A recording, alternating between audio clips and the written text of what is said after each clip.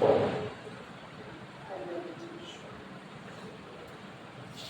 సమయంలో మనము ఒప్పుకోలు వర్తమానం చెప్తుండగా కొన్ని పాటలు పాడి దేవుని పడటం పాటలు సహాయం చేయటకు చైతన్య బ్రదర్ శ్రావణ బ్రదర్ మన మందిరంలో వస్తారు.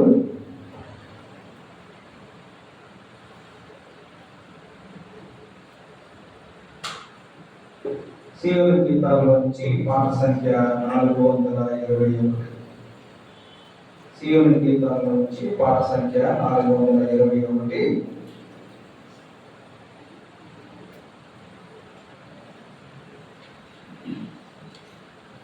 పాత ప్రతుల నుంచి 418, ఇంకా పాత ప్రతుల నుంచి 358.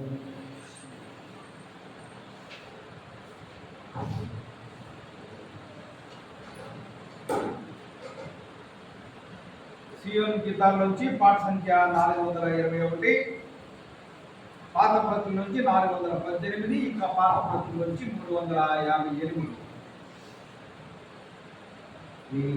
యేసుని పిలిచితివి ప్రియమా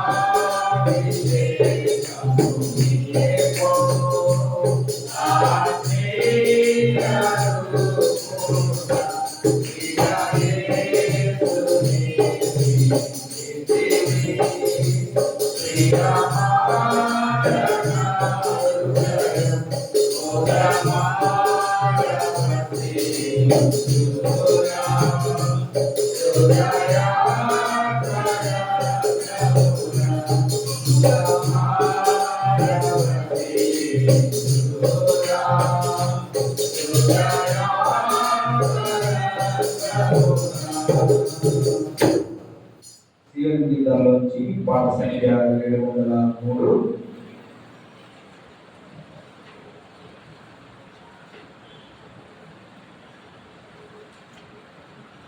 సిఎన్ గీతాల్లోంచి పాట సంఖ్య 703, పాత ప్రతుల నుంచి 687, ఇంకా పాత ప్రతుల నుంచి 585. సిఎన్ గీతాల్లోంచి పాట సంఖ్య 703. దయచేసి గమనించండి. అందరూ కూడా మాతో పాటు బిగ్గరగా పాడండి. మనం కొద్ది గంటల్లోనే నూతన సంవత్సరంలో గడువు పెడుతున్నాం. గడిచిన దినములన్నీ కూడా కృపాక్షేమములే. మనం వెంట వచ్చినందుకై మనం దేవుని మహిమపరచబడుతుమై ఉన్నాం. ఎవరు కూడా మౌనంగా ఉండదు. ప్రతి ఒక్కరు తృప్తిగా పాడాలని ప్రభు పేరు తెలియపరుస్తున్నాం. ప్రభువా నీవే నమ్మకమైన సమాజుడవు, ప్రభువా నీవే నమ్మకమైన సమాజుడవు, ఎంతో గొప్ప అద్భుతమైన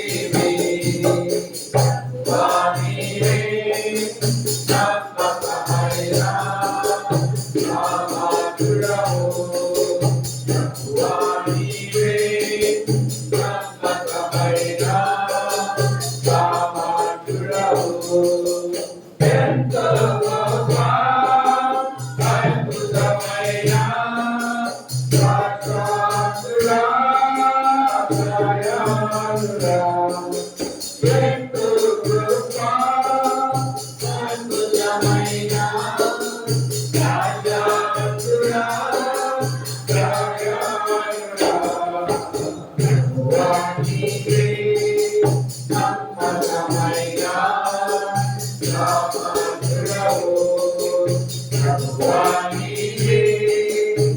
సమ్మతమైన రామాచుడకు సియోను గీతాల్లో నుంచి పాట సంఖ్య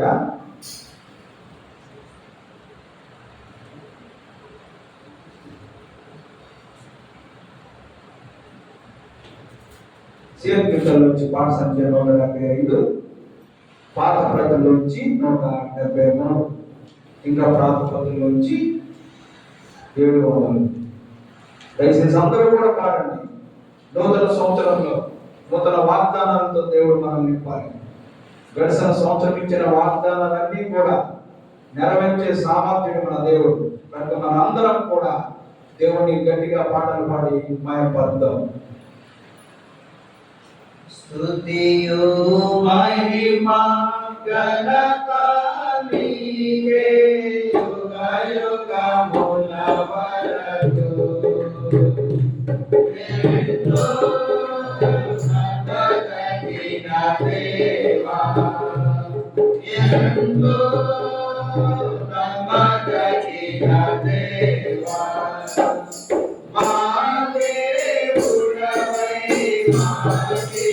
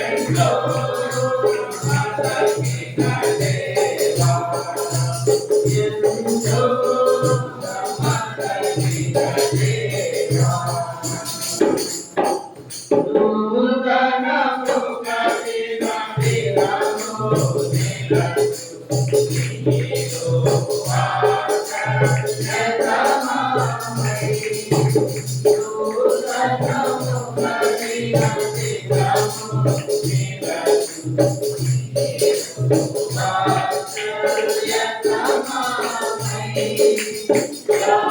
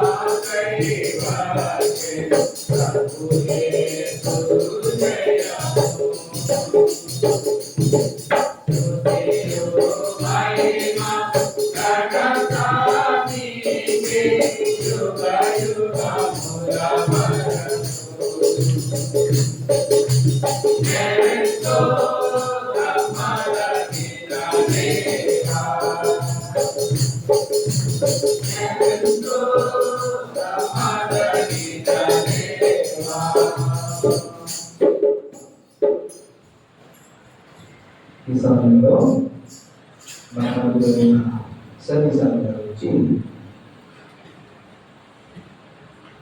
వాక్య సందేశం కొనసారు.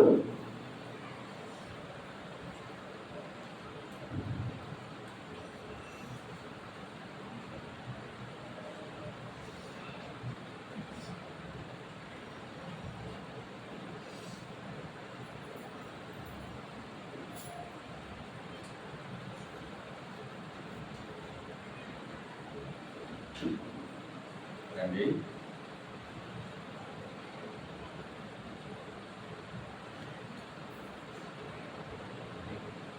Praise the Lord. Praise the Lord. రండి. మరి ఒప్పుకోలు నిమిత్తము ప్రభు మనకి ఇచ్చిన వాక్య భాగాన్ని ఒకసారి చదివి ధ్యానించి అలాగా ప్రభు మనతో మాట్లాడిన విధంగా మనము ఒప్పుకుందాం. దానియేలు గ్రంథం 9వ అధ్యాయం నుంచి కొన్ని మాటలు చదువుకుంటాం.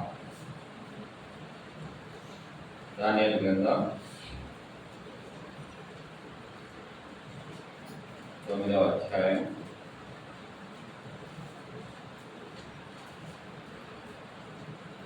3-4 వచనాలు అందరం కలిసి చదువుకుంటాము. దానియేలు గ్రంథము 9వ అధ్యాయం 3-4 వచనాలు అందరం కలిసి చదువుకుంటాం. అంతటా నేను గోనె పట్ట కట్టుకుని ఊరి ఉపవాసమాడి ప్రార్థన విజ్ఞాపనలు చేసి ప్రభువుకు దేవుని నా మనస్సును నిబ్బరం చేసుకుని నేను నా దేవుడైన యెహోవా యొక్క ప్రార్థన చేసి ఒప్పుకున్న దేవుని ప్రభువా మహోన్నతం కలిగిన ఏకైక దేవా, నీ ఆజ్ఞను అనుసరించిన వారి యెడల నీ నిబంధనను నీ కృపను జ్ఞాపకం చేసుకుంటున్నాను. ఇలా ప్రార్థన చేసుకుందాం. పరిశుద్ధుడ పరమ తండ్రి, స్తోత్రం నాయన, స్తోత్రం ప్రభువా.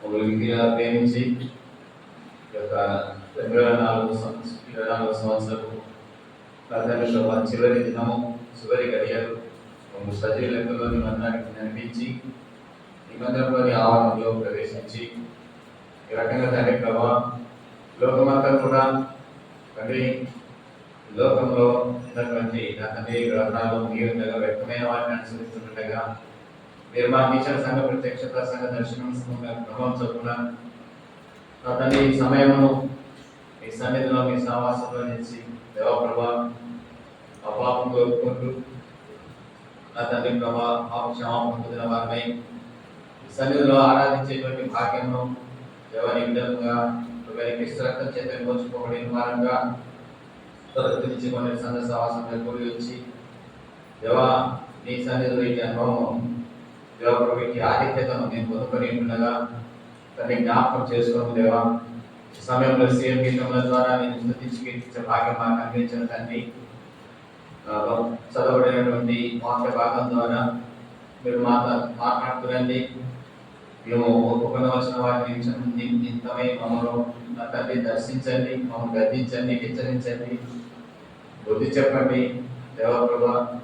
అలాగా మేము నా తండ్రి ప్రేమ కలిగిన వారమై ఈ సన్నిధిలో మేము మంచి ఒప్పుకుంటూ దేవప్రభ మిమ్మల్ని నా తండ్రి ప్రభా వేడుకుంటూ క్షమాపణ పొంది పరిశుద్ధ హృదయమై నా తండ్రి పవిత్రులమై ఈ సన్నిధిలో నేను ఆరాధించే భాగ్యమును మాకు అనుగ్రహిస్తున్నామని దయాస్థలకు అప్పచెప్పుకుంటూ నిలుస్తున్న నన్ను నిష్ప్రయోజకుడైన దాసుని జ్ఞాపకం చేసుకోవడము నా తండ్రి ప్రభా ఓటికున్నటువంటి వాడను ఈ యొక్క మంచి విధంలో ఈ యొక్క మహిమైశ్వర్యంతో నింపమని మీ మాటలతో నింపమని అనుగ్రహిస్తున్న మీ మాటలు బట్టి వందనాలు స్తోత్రాలు చెల్లిస్తూ సంపూర్ణంగా నన్ను బలపరుస్తుందకై వందనాలు తండ్రి.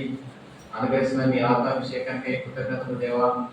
కూడి వచ్చినటువంటి సమయము దేవప్రభ అది పరలోక సంబంధమైన ఆశీర్వాదకరంగా ఉండడానికి సహాయం చేయమని యేసుక్రీస్తు ప్రశస్తమైన నామం అనుగ్రహిస్తున్న ఆత్మాభిషేకాన్ని బట్టి వందనాలు చెల్లిస్తూ శిరోజాగా నన్ను మరుపరుస్తూ మీ ప్రేమ రెట్టి కృతజ్ఞతలు చెల్లిస్తూ ఈ కొద్ది ప్రార్థన చేసి నామం నడుచున్నాము తండ్రి, ఆమేన్. చదివినటువంటి భాగంలో మరి ఇక్కడ ఒప్పుకోలు దానియేలు గ్రంథం నుంచి తీసుకున్నామంటే అదొక మాదిరికరమైనటువంటి ఒప్పుకోలు. అంటే ఇలాగుంటుంది ఒప్పుకోలు అంటే అని తెలియజేయడానికి ఈ భాగాన్ని తీసుకున్నాం. కాబట్టి ఇక్కడ దానియేలు ఒప్పుకున్నాడు అవే ఒప్పుకోవాలని కాదు, మన జీవితంలో మనమేం ఒప్పుకోవాలో వాటిని ఒప్పింపజేస్తాడు దేవుడు. కాకపోతే మరి పాపములను ఒప్పుకోవడం అనేది చాలా మంది అనుకుంటారు అది చాలా చిన్నతనము, అది ఎంతో అవమానకరమైనది, ఎవరైనా ఏం చేయమనుకుంటారు అని అనుకుంటుంటారు చాలా మంది. దేనైనా ఒప్పుకోవాలంటే అందరిలో సిగ్గు ఉంటుంది, దేన్నైనా ఒప్పుకోవాలంటే జంకు ఉంటుంది, దేన్నైనా ఒప్పుకోవాలంటే భయం ఉంటుంది. కాబట్టి అది కూడా నలుగురు సంఘంలో 4 గోడల మధ్య అంటే కొంతమంది ఈ విషయంలో ఆ జంకు భయం నుంచి బయటికి రాలేదు. అందుకోసం ఈరోజు దానియేలు గ్రంథం నుంచి మాటలు దేవుడు మనకు అనుగ్రహిస్తూ వచ్చినాడు. మరి ఈ ఒప్పుకోలు చేస్తున్నటువంటి దానియేలు ఎటువంటి వాడో తెలుసా? ఒక్కసారి ఆయన గురించి చూస్తే 5వ అధ్యాయము 14వ వచనం ఒకసారి చూడండి. ఏముంది? దానియేలు గ్రంథం 5వ అధ్యాయం 14వ వచనం. దేవతల ఆత్మయు వివేకమును బుద్ధియు విశేష జ్ఞానమును నీ యందున్నవని ఎటువంటి వాడంటే దేవతల ఆత్మ ఇంకా వివేకమును బుద్ధియు విశేష జ్ఞానం. దానియేలులో ఇటువంటి గుణలక్షణాలు ఆత్మల దేవతల ఆత్మ కలిగినటువంటి వాడు, విశేషమైనటువంటి జ్ఞానము బుద్ధి వివేకం కలిగినటువంటి ఈయన ఏమొప్పుకుంటున్నాడట? పాపాలను ఒప్పుకుంటున్నాడు. మరి ఈయనకంటే గొప్పలు మనం. ఇంకా దీనికంటే ముందు ఇంకో మాట కూడా అంటారు చూడండి. 11వ వచనం. నీ రాజ్యంలో ఒక మనుషుడు ఉన్నాడు, అతడు ఎటువంటి వాడంట? పరిశుద్ధ దేవతల ఆత్మ గలవాడు. నీ తండ్రి కాలంలో అతడు ఎటువంటి వాడంట? దైవ జ్ఞానము బుద్ధియు తెలివిగలవాడు. నీ తండ్రి కనపడను కనుక ఈ తండ్రి రాజు నెబుకద్నెజరు శకునారుడు గారడి విద్య గల వారికి కల్దీయులను జ్యోతిష్కులను పై అధిపతిగా నియమించను. ఈ దానియేలు ఎటువంటి బుద్ధి అంట? శ్రేష్టమైన బుద్ధి కలవాడై కలలు తెలియజేయటమును మర్మములు బయలుపరచుటకును 12వ వచనంలో కఠినమైన ప్రశ్నలకు ఉత్తరించుటకును జ్ఞానమును తెలియగలవాడుగా కనబడేను. ఇంకా చూస్తే మనము మరి ఆయన గురించి చూస్తే 2వ అధ్యాయంలో ఆయన ఏమైనాడు చూడండి ఒకసారి. 48వ వచనం 2:48. అప్పుడు దానియేలు బహుగా హెచ్చించి అనేక గొప్ప దానములిచ్చి అతనిని బబులోను సంస్థానమంతటి మీద అధిపతిగాను బబులోను జ్ఞానులందరిలో ప్రధానునిగాను నియమించారు. ప్రధానునిగాను అధిపతిగాను. ఏ సంస్థానం అంటే ఇది?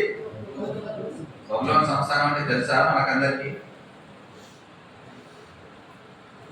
ఈ రాజు ఎవరు తెలుసా? ఆయన అక్కడ నెబుకద్నెజరు. ఆ నెబుకద్నెజరు దగ్గర ప్రధానునిగా. ఈ బబులోను సామ్రాజ్యం అనేది భూమి అంతటినీ కూడా ఏలినటువంటి ఒకే ఒక రాజు ఎవరై అంటే నెబుకద్నెజరు. అటువంటి సమయంలో దానియేలు ఎట్టున్నాడు? ప్రధానుడిగా ఉన్నాడు. అది ఇంతటి గొప్పవాడు. మనమైతామా ప్రపంచంలో ప్రధానమైతామా మనము? కానీ ఇంత స్టేటస్, ఇంత స్ట్రాటజీ ఉన్న వ్యక్తి, ఇంత గొప్పవాడు, ఇంత ప్రాముఖ్యమైన వాడు, ఇంత ప్రతిష్టమైన వాడు ఏం చేస్తున్నాడు? ఒప్పుకోలు చేస్తున్నాడు, పాపాన్ని ఒప్పుకుంటున్నాడు. మరి మనం ఒప్పుకోవడానికి సిగ్గా, భయమా, జంక, లేక నింద అనుకుంటున్నారా, అవమానం అనుకుంటున్నారా? కాబట్టి నిస్సంకోచంగా వాక్యం విన్న తర్వాత నీ దృష్టికి నీ జీవితంలో ఈ సంవత్సర కాలంలో నీవెక్కడ పడిపోయినావో వాటన్నిటిని కూడా ఎత్తి పట్టుకుంటూ దేవుని సన్నిధిలో ఏం చేయాలి? ఒప్పుకోలు ప్రార్థన చేయాలి. ఒప్పుకోలు ప్రార్థన చేయాలి. యోబు కూడా ఒక మాట అంటాడు చూడండి. యోబు గ్రంథము 31. యోబు ఎంత గొప్పవాడో మనకు తెలుసు. ఆయన పేరు మీదనే ఒక గ్రంథం రాయబడింది. దాదాపు 42 అధ్యాయాలు కలిగినటువంటి గ్రంథం అది. మరి జ్ఞాన గ్రంథం అంటాడు. యోబు అంతటి గొప్పవాడు ఎవరు లేరని బైబిల్ గ్రంథంలో మరి దేవుడే సెలవించినటువంటి వాడు. ఈయన 31వ అధ్యాయము 31వ అధ్యాయము 33, 34 వచనాలు. ఆదాము చేసినట్లు ఆ దేశంలో దాచిపెట్టుకొని మహాసమూహమునకు భయపడి కుటుంబముల తిరస్కారమునకు జడిసియు నేను మౌనంగా నుండి ద్వారము దాటి బయలు వెళ్ళక రొమ్ములో నా పాపమును కప్పుకొనిన ఎడల పరముననున్న వేషధారి అవును. అది పరమనున్న దేవుని దృష్టికి ఏమైకామంట. కాబట్టి నీవు ఈ పూట ఈ గడియలో ఈ వాక్యం విన్న తర్వాత నీకు దొరికిన సమయంలో నీవు చేయవలసినటువంటి ఒప్పుకోలు ప్రార్థన విషయంలో ఏమాత్రము కప్పుకొనక ఒప్పుకోవాలి. ఏమి కప్పుకున్నాను ఏమైనా ఉంటే దేవుని దృష్టికి వేషధారి అవుతావు. కాబట్టి ఒకవేళ నేను యోగ కంటే గొప్పని దానియాల కంటే గొప్పని అంటే ఓకే, మీ ఇష్టం, అది దేవుడికి మీకు తెలుసు, అంతేనా? కాబట్టి ఇప్పుడు 9వ అధ్యాయం చూద్దాం. దానియాల గ్రంథము. ఈ సమయంలో ఒప్పుకోలు చేస్తున్నటువంటి ఈ సమయంలో దానియేలు దేవుణ్ణి ఏ రకంగా పొగడుతున్నాడు, ఏ రకంగా గొప్ప చేస్తున్నాడో చూస్తే నిజంగా పాపాలు ఒప్పుకుంటూ దేవుణ్ణి స్తుతించే ఏ రకంగా స్తుతించాలో, ఏ రకంగా గొప్ప చేయాలో ఆ రకంగా గొప్ప చేస్తూ పోతున్నాడు. ఏమంటున్నటువంటి 3వ వచనంలో అంతట నేను ఆ ప్రార్థన విజ్ఞాపనలు చేయుటకై ప్రభువు దేవుని ఎదుట నా మనస్సును నిబ్బరము చేసుకుంటుంది. దేవుని ఎదుట పాపాలు ఒప్పుకోవడానికి మనకి ఏం ఉండాలంట? నిబ్బరం ఉండాలంట. మొట్టమొదటిగా అంటున్నాడు ఎటువంటి వాడంటే 4వ వచనంలో 2వ లైన్లో ఈ మాట, ప్రభువా మహాత్మ్యము కలిగిన భీకరుడగు దేవా. దేవుడు ఎటువంటి వాడిగా దేవుడిని గుర్తిస్తున్నాడు? ప్రభువు మహాత్మ్యం కలిగినటువంటి భీకరమైనటువంటి దేవుడు. అంతేకాకుండా నీ నిబంధనను నీ కృపను జ్ఞాపకము చేయువాడా. ఇంకా అంటాడు 7వ వచనంలో ఏమంటున్నాడు? ప్రభువా నీవే నీతిమంతుడవు. ప్రభువా ఎవరంట నీవు? నీవే నీతిమంతుడు, భయంకరుడవు, భీకరుడవు దేవుడవు. అంతేకాదు కృపను జ్ఞాపకమును నీ నిబంధనను నీ కృపను జ్ఞాపకం చేసుకునేటువంటి దేవుడవు. ప్రభువా నీవే నీతిమంతుడవు. ఇంకా అంటాడు ఇక్కడ 10వ వచనంకి వస్తే 9వ వచనం చివరి లైన్ లో ఉంది, ఆయన కృపా క్షమాపణలు కలిగిన దేవుడై ఉన్నాడు. ఎటువంటి దేవుడు అంటే ఆయన కృపా క్షమాపణలు కలిగినటువంటి దేవుడు. ఇంకా అంటాడు 14వ వచనంలో చివరిలో తన సమస్త కార్యక్రమ విషయమై ఇటువంటి వాడు న్యాయస్థుడైనటువంటి దేవుడు. కాబట్టి నేను ఒప్పుకుంటున్నప్పుడు కూడా దేవుడు ఏమై ఉన్నాడో, దేవుడు ఎటువంటి వాడో ఆయన్ని పొగడి స్తుతిస్తూ కీర్తిస్తూ మన ఒప్పుకోలు ఉండాలి. దేవుణ్ణి స్తుతించి కొనియాడుతూ ఆయన గొప్ప చేస్తూ నీ మాటలు, నీ ఒప్పుకోలు మాటలు ఉండాలి. అటువంటి మాటలు దానియేలు మాటల్లో ఉన్నాయి, ఒప్పుకోలు. కాబట్టి దేవుడు నీ దృష్టికి ఏ రకంగా గొప్పవాడో, నీవు ఏ రకంగా నీవు స్తుతిస్తూ ఒప్పుకుంటావో నీ ఒప్పుకోలు దేవుడు నీ హృదయానికి తెలుసు.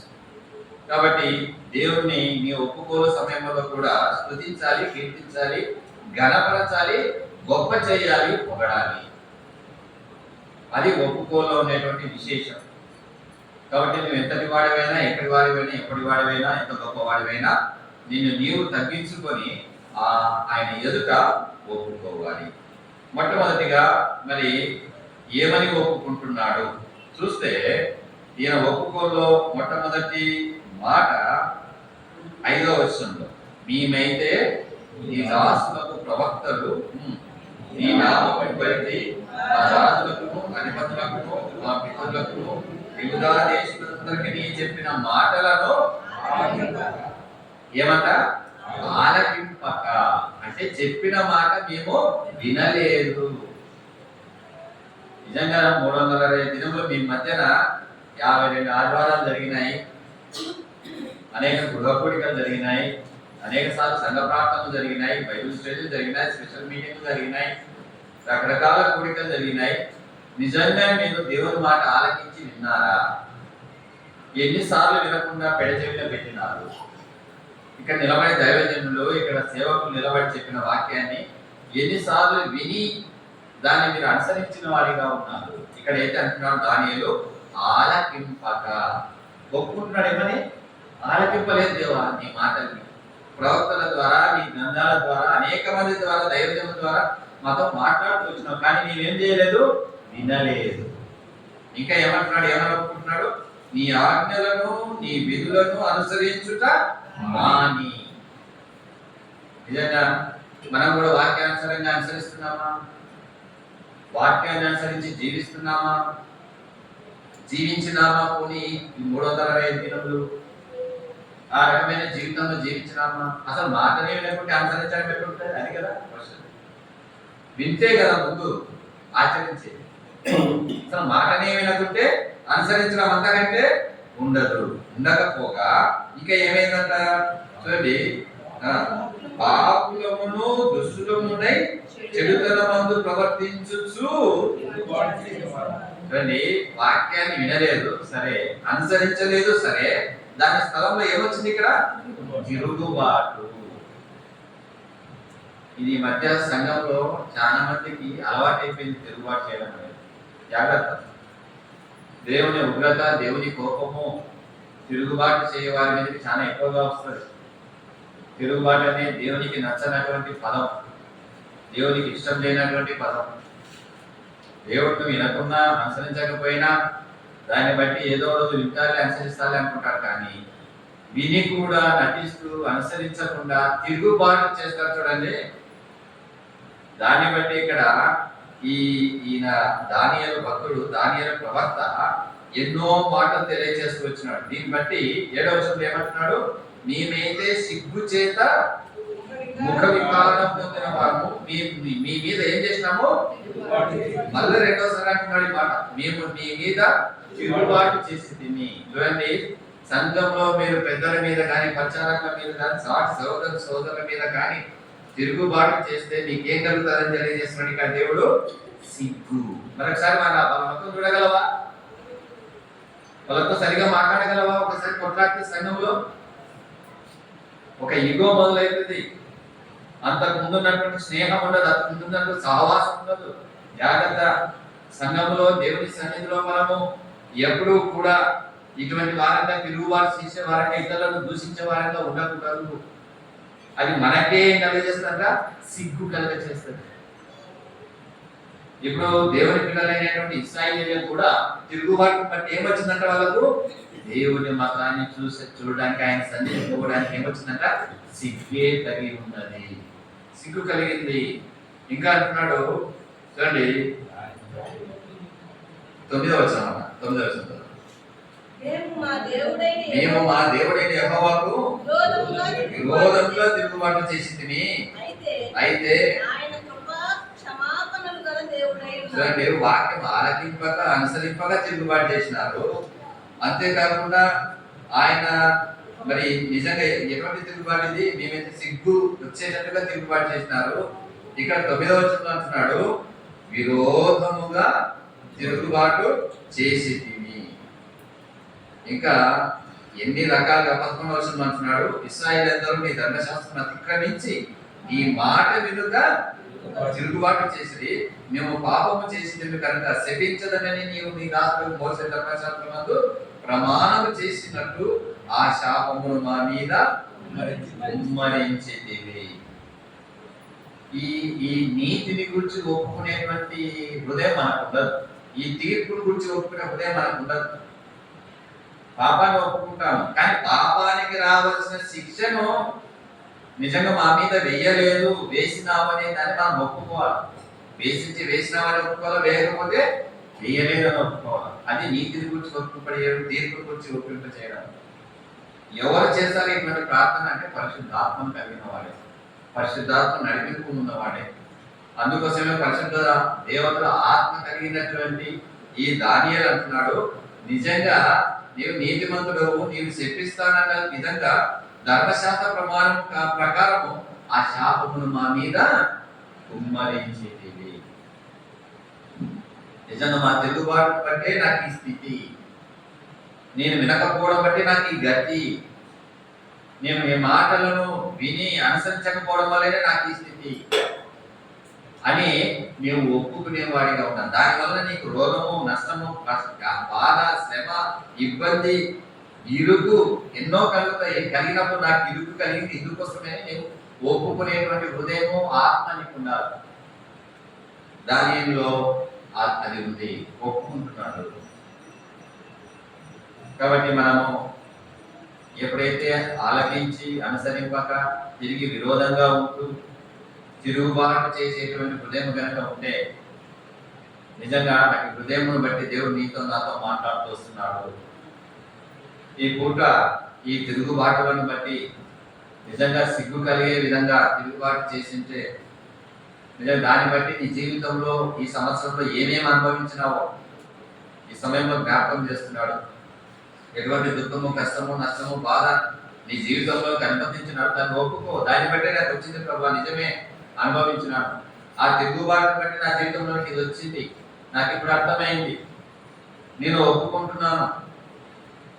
ఇంకా అంటున్నాడు 12వ వచనంలో, యెరూషలేములో జరిగిన కీడు మరి ఏ దేశంలోనూ మనం అనుకుంటున్నాము, దేవుడు నాకే ఎందుకు చేయాలి ఇవన్నీ, నాకే ఎందుకు కీడు రావాలి, నాకే ఎందుకు బాధ రావాలి.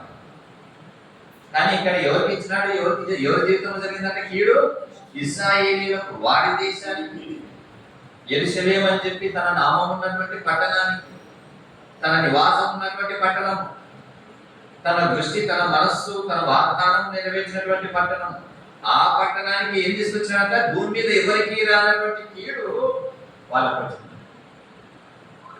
దేవుని సహోదరుడా, సహోదరి, క్రైస్తవ జీవితం జీవిస్తున్నటువంటి మనకు నిజంగా ఎవ్వరికి రాని ఆపదలు ఎందుకు వస్తాయి అంటే, నేను కూడా అనుకునేవాడిని, నా సాక్ష్యం విన్న వాళ్ళకి అర్థమైంది. నా జీవితంలో నేను కూడా ఎప్పుడు అన్ని కష్టాలు వస్తాయని నేను కూడా ఎప్పుడు అనుకోలేదు. కానీ నా జీవితంలో ఎవరికి రానటువంటి కష్టాలు నా జీవితంలో తీసుకొచ్చినట్టు. మీరు దేవుని బిడ్డలు అంటారు కదా, యేసుక్రీస్తు వస్తున్నారు కదా, మీ పిల్లలు ఎందుకు చచ్చిపోతున్నారని అడిగిన వాళ్ళు కూడా అర్థం. కానీ అది నాకు, నా దేవునికి తెలుసు, కానీ వానికి తెలుసు కదా, చెప్పిన వానికి అర్థం కాదు. కాబట్టి అది ఎటువంటిదైనా అది దేవుని దృష్టి. నిజంగా మనకి ఈ లోకంలో ఎవరికి రానటువంటి బాధ, ఇబ్బంది ఎవరికి వస్తుంది అంటే క్రైస్తవులకి వస్తుంది. జాగ్రత్త. అయితే వీటన్నిటిని బట్టి మనం ఏం చేయాలా, ఒప్పుకునే వారంగా ఉండాలి. ఇందులో నా తప్పు ఉంది, నేను పడిపోయినా ఈ కీడుకు నా పరిస్థితే కాదు, నా ప్రవర్తనే కాదు, నా జీవితం, నా నడవడే కారణం అని చెప్పి ఒప్పుకునేటువంటి స్థితిని దాన్ని అదే నిజమైనటువంటి ఒప్పుకో. ఇంకా కిందికి వస్తాడు చూడండి 13లో, మోసే ధర్మశాస్త్రం రాసిన కీడంతే మాకు సంభవించినను మేము మా చెడు నడవడి మానకపోతే నీ సత్యం అనుసరించి బుద్ధి తెచ్చుకున్నాము, మా దేవుడైన యెహోవాను బుద్ధి తెచ్చుకున్నట్లు. ఈ మాట గుర్తుపెట్టుకోండి. నిజంగా ఎవరైనా పరిమాణ పని చేస్తే వాళ్ళని అంటాం, నీకేమైనా బుద్ధి ఉందా అని అంటాం. ఇక్కడ కూడా మనం ఏదైనా తప్పు చేసినప్పుడు దాని గురించి పశ్చాత్తాపడి తిరిగి దేవుని సన్నిధికి రావడాన్ని బుద్ధి తెచ్చుకోవడం అంటారు. తప్పిపోయిన ఒక మాట ఉన్నాడు, ఎప్పుడు వచ్చింది బుద్ధి వారికి? ఉన్న డబ్బంతా పోయి మందుల పొట్టు తినేదాని దగ్గరకు వచ్చినప్పుడు అప్పుడేమొచ్చింది? యోగస్వార్థ 15 అప్పుడు బుద్ధి వచ్చినప్పుడు వాడు అని రాయబడింది. అంతేనా? అది బుద్ధి అంటే. ఆ పశ్చాత్తాపము, ఆ యొక్క ఒప్పుకోలు, దేవునికి విరోధంగా పాపం చేసినటువంటి హృదయము నీకు ఎప్పుడైతే కలుగుతుందో అప్పుడే నీకు బుద్ధి వచ్చినట్టు. కాబట్టి మా బుద్ధి తెచ్చుకొని దేవునితో సమాధాన పరుచుకొనక పోతిమి. అంటే నువ్వు బుద్ధి తెచ్చుకుంటేనే దేవునితో నీకేం కలుగుతుంది? సమాధానం కలుగుతుంది. నీ జీవితంలో బుద్ధి రాలేదనుకో దేవునితో సమాధానం ఉంటుందా? నెవర్. ఆ తప్పిపోయిన కుమారికి బుద్ధి రాలేదనుకో వాడు ఏం చేసేవాడు? మందులో కొట్టు తీసుకుంటూ అలాగే చచ్చేవాడు. బుద్ధి తెచ్చుకున్నాడు కాబట్టి బతికినాడు, తిరిగి రాజకుమారుని వల్లే వైభవంలో తిరిగి పొందుకున్నాడు. కాబట్టి ఇక్కడ బుద్ధి తెచ్చుకుంటుంది దానియేలు పలుకుతున్నటువంటి ఎంతో గొప్ప మాట ఇది. ఎంతో ఆశ్చర్యకరమైన మాట, ఎంతో అద్భుతమైనటువంటి మాట. అనుసరించి బుద్ధి తెచ్చుకున్నట్టు మా దేవుడైన యెహోవాను మేము సమాధాన పరచుకోలేకపోతుంది. ఇంకా అంటున్నాడు ఒక మాట 15లో అంటాడు, ప్రభువా మా దేవా, నీ బాహుబలము వలన నీ జనమును ఐగుప్తులో నుండి రప్పించడం వలన ఇప్పటి వరకు నీ నామమునకు ఘనత తెచ్చుకుంటేవి. మేమైతే పాపం చేసి చెడు నడతాలో నిజంగా నిన్ను నన్ను ఎటువంటి స్థితిలోంచి తీసుకొచ్చినారు? ఇశ్రాయేలీయులు కూడా ఐగుప్తులు ఎక్కడ ఇష్టం ఉన్నారు, వాళ్ళు దాసులుగా ఉన్నారు. వారి మూలుగులు ఎక్కడ వినిపించినాయట? పరలోకంలో ఉన్న దేవునికి వినిపించినాయట వారి మూలుగులు. అబ్బా అమ్మ అని పెట్టే మూలుగులు పని చేయలేక చేస్తావా చేయమని కొరడా దెబ్బలు కొడుతుంటే ఆ మూలుగులు ఎక్కడ వినిపించినాయట? దేవునికి వినిపించి దిగి వచ్చినాడ. అంత మూలుగులు ఉన్నాయట ఐగుప్తులు. అటువంటి ఐగుప్తులో నుంచి ఇనుప కొలిమిలో నుంచి వచ్చినటువంటి ఈ ప్రజలు తిరిగి ఏ రకంగా తప్పిపోయినారు. మనం కూడా లోకంలో దేవుని ఎరగక పనికి మాలిన స్థితిలో ఉన్నప్పుడు దేవుడు నిన్ను నన్ను దర్శించి తీసుకొని వచ్చినాడు కదా. తిరిగి మనం ఎలాగో పడిపోయినాము, ఎలాగో తప్పిపోయినాము ఒకసారి జ్ఞాపకం చేసుకోండి. నిన్ను నన్ను విమోచించి పరిశుద్ధ పవిత్ర రక్తము చేత విమోచించి తీసుకొని వచ్చినాడు. కాబట్టి నేను మరి ఘనముగా దానియేలు కంటే ఘనముగా మనము మన పాపమును ఒప్పుకుంటూ మన చెడు నడతలను పెట్టి మన పాపములను బట్టి నిజంగా ఆయన దగ్గరకు వచ్చి విజ్ఞాపన చేసుకొని నిజంగా మనం ఒప్పుకొనవలసిన వారంగా ఉన్నాము. ఇంకా 18 అంటాడు, మా పాపములను బట్టి మా పితరుల దోషమును బట్టి యెరూషలేముని జనచుచున్న ప్రజల ఎదుట నిందాస్పదమైనది. నిజంగా మన ప్రవర్తన, మన నడివడిక, మన పాపము మన మీదకి ఏం చేస్తుందట? నిందలు తెస్తుంది. మనకే కాదు, మన సంఘానికి, మనలో ఉన్న వారికి ఈ నిందలు తెచ్చేది. చర్చిలో క్రైస్తవుల మధ్య సంఘములో ఎవడైనా అన్యులుగా తప్పు చేస్తే ఏమంటారు తెలుసా? నీ చర్చికి వస్తాడంటే ఆయన ఇట్లా చేసినాడంటే కదా అంటేనా కదా. వాళ్ళు ఎన్నో చేస్తుంటారు లోకంలో గుళ్ళు గోపురాలపై, కానీ మన సంఘంలో ఎవడైనా చేస్తే ఏ వ్యక్తి చూపిస్తారు? మీ చర్చోడు మీ సంఘం అంటే కదా, చర్చికి వస్తాడంటే బయట పడుతున్నాడంట కదా, ఇట్లా చేయొచ్చా? వాళ్ళు అన్ని చేస్తుంటారు, కానీ క్రైస్తవుడు ఒక్కటి చేసి ఎత్తి చూపిస్తారు. కాబట్టి ప్రభువా, నిజంగా ఇటువంటి నిందను తెచ్చే విధంగా నా జీవితంలో నేను ఏ రకంగా ప్రవర్తించినాను, ఎన్ని రకాలుగా నీకు నీ సంఘానికి నీ బిడ్డల ఎదుట నేను నీకు నింద తెచ్చిన వానిగా ఉన్నాను, ఒప్పుకుంటున్నాను దేవా, నన్ను క్షమించు. నిజంగా ఇక్కడ ఇలా పలుకుతున్నటువంటి మాట 18వ వచనంలో, నీ గొప్ప కనికరములను బట్టియే మేము నిన్ను, అది నీ గొప్ప కనికరమును బట్టి, అంటే నువ్వు కనికరించే దేవుడవు, మా ఎడల కృప చూపే దేవుడవు. అంతేకాకుండా ఇంకేమన్నాడు 17వ వచనంలో చివరి లైన్ లో, ప్రభు చిత్తానుసారంగా శిథిలమైపోయిన నీ పరిశుద్ధ స్థలం మీదికి ఏం రావాలంట? నీ ముఖ ప్రకాశము రానివ్వు. ఎందుకంటున్నాడు ఈ మాట? ఏముంటది ఆయన ముఖ ప్రకాశం వస్తే? కీర్తనలు 90 ఏముంది? ఒక మాట చూసి ముగించుకుందాం. కీర్తనలు 90, కీర్తనల గ్రంథము 90వ అధ్యాయంలో నిజంగా ఆయన ముఖ కాంతి, ఆయన ముఖ ప్రకాశం ఉంటే ఏమి జరుగుతుంది? 8వ వచనం, మా దోషములను నీవు నీ ఎదుట ఉంచుకొని ఉన్నావు, నీ ముఖ కాంతిలో మా రహస్య పాపములు, అది రహస్య పాపములు. అందుకోసమే దానియేలు భక్తుడు, దానియేలు ప్రవక్త అంటున్నాడు, నీ ముఖ ప్రకాశము రానివ్వు. ఎందుకంటే ఆ వెలుగు వస్తే ఆ వెలుగులో మేము ఏమున్నాయో మా పతనాలు, మా పాపాలు కనపడతాయి, దాన్ని బట్టి నేను ఒప్పుకుంటాము. అందుకోసం ఆయన ముఖ ప్రకాశాన్ని కోరుకుంటున్నాడు, తర్వాత తన కనికిరాన్ని కోరుకుంటున్నాడు. అంతేకాకుండా నీ సన్నిధిని నిలబడి ప్రార్థించుట లేదు, కానీ మా దేవా చెవి యొక్కి ఆలకింపు, నీ కన్నులు తెరిచి నీ పేరు పెట్టబడిన ఈ పట్టణం మీదకి వచ్చిన నాశనమును, నీ పేరు పెట్టబడిన ఈ పట్టణమును దృష్టించి చూడుము. ఎందుకు దృష్టించి చూడుము అంటున్నాడు? దేవుడు సొలొమోనుతో ఒక వాగ్దానం చేసినాడు. ఏమన్నాడు? ఈ స్థలం మీద నా దృష్టియు నా మనస్సును ఇక్కడనే ఉంచెదను. కాబట్టి ఆ మాటను జ్ఞాపకం చేస్తూ నీ దృష్టిని ఉంచుము అంటూ చెప్తున్నాడు.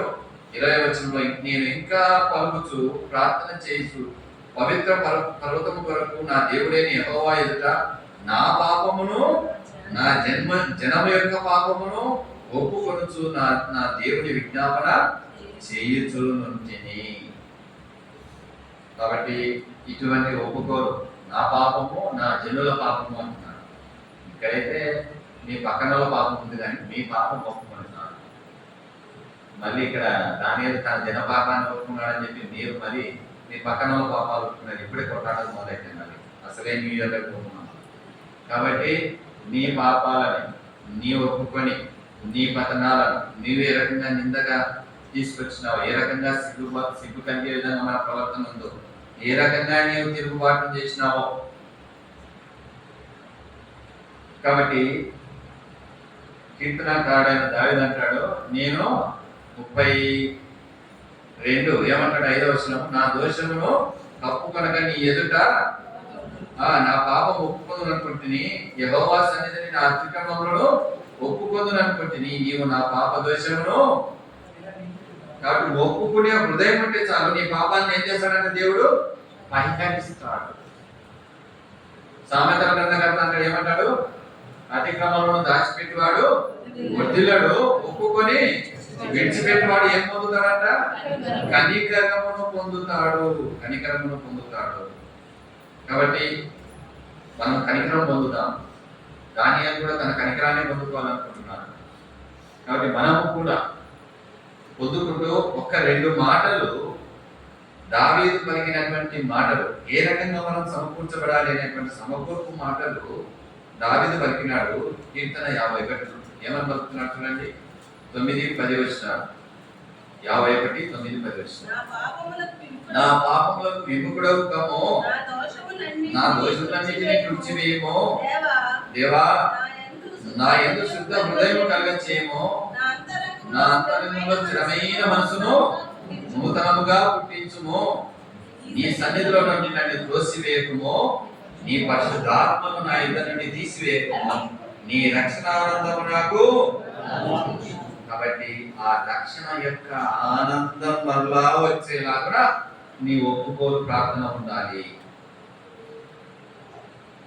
నువ్వు ఎప్పుడైతే ఒప్పుకుంటావో ఆటోమేటిక్ గా యేసుక్రీస్తు రక్తం నేనేం చేస్తుంది, శుద్ధినిగా చేస్తుంది. నీ ప్రతి పాపమును కడుగుతుంది, నీ ప్రతి దోషమును కడుగుతుంది. ఎందుకంటే నీ తిరుగుబాటును బట్టి ఆయన శిలువలో నీ కొరకు ప్రాణం పెట్టినాడు. నీ తిరుగుబాటును బట్టి ఆయన నీ కొరకు శిలువలో విజ్ఞాపనం చేసినాడు. నీ తిరుగుబాటును బట్టి నీ కొరకు ఆయన శిలువలో ప్రార్థించినాడు. నీ తిరుగుబాటును తీసివేసి, నీ పాపములను తీసివేసి, నీ పాపములను కడుగుటకే తన రక్తాన్ని చిందించినాడు. కాబట్టి మరి దానియేలు చేసినటువంటి ఈ ఒప్పుకోలు మాదిరికరమైనటువంటి ప్రార్థన నీవు నేను చేసిన ఎడల నీవు నేను కూడా పరిశుద్ధాత్మలో శుద్ధమైన హృదయం కలిగి, నూతనమైనటువంటి మనస్సు కలిగి, నూతన హృదయముతో, సమ్మతి కలిగినటువంటి మనస్సుతో పరిశుద్ధపరచబడి పవిత్రపరచబడిన వారమై పాపము లేక పవిత్రతతో నూతన సంవత్సరములో ప్రవేశిస్తూ దేవుణ్ణి ఆరాధించడానికి దేవుడు మనకు సహాయం చేయగలరు. దేవుడు వాటిని దీవించు.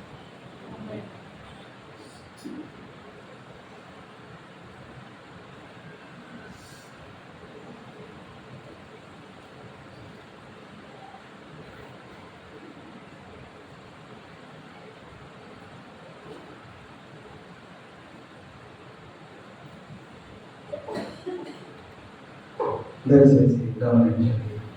చెప్పిన లేఖనాల ప్రకారం వాక్యానుసారంగా గడిచిన సంవత్సరంలో ఎక్కడైనా తప్పిపోయేమేమో, దేవుని వాక్యానికి విరోధంగా మన జీవితాన్ని కొనసాగిస్తూ వచ్చామేమో, ఎవరికి వారే ఒప్పుకోలు ప్రార్థన చేయండి. మనం చేసిన తప్పులు గొప్పగా ఒప్పుకోవాలి. దేవుని మహిమపరచువారుగా ఉండాలి. మన జీవితాల్లో ఎక్కడైనా అసమాధానంగా జీవించామేమో, సమాధానం లేని జీవితం జీవించామేమో, ఎవరితోనైనా సమాధానం లేకుండా ఉన్నామేమో, ఎవరికి వారి యథార్థంగా దేవుని వద్ద ఒప్పుకొని ప్రార్థన చేయాలి. ఒప్పుకొను